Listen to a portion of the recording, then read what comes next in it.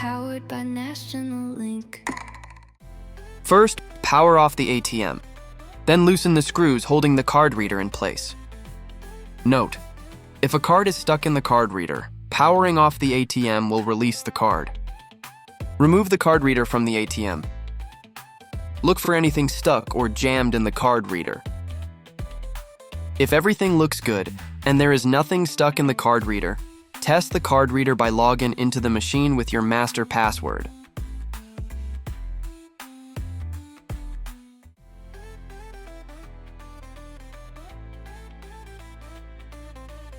Select Diagnostic.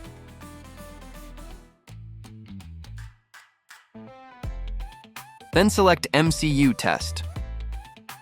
Once on the card reader testing screen, insert any card and select IC Test. You should hear the card reader click, and the screen should flash Success to Power On. Then Success to Power Off should remain on the screen. Then press Card Scan and remove the card.